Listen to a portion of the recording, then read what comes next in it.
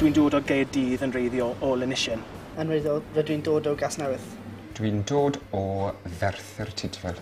Dwi'n dod o Santa Fe, New Mexico. Dwi'n dod o Poznań yn Gwlad Pwyl yn wreiddiol.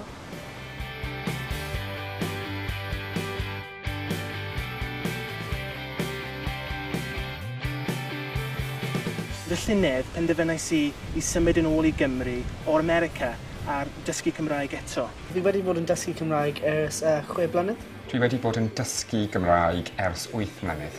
Dwi'n dysgu Cymraeg ers tua 5 mlynedd. I've been learning Welsh since last week, so for 8 days now. I'm really enjoying the course and how they teach Welsh because you get to interact with a lot of people, you get to speak a lot and you're put in situations where you have to think on your feet.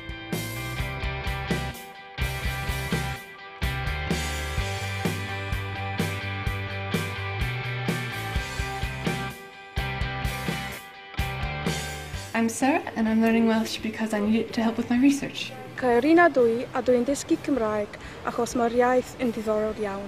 Steve dwi'n dysgu Cymraeg achos dwi'n mwynhau yr iaith Cymraeg.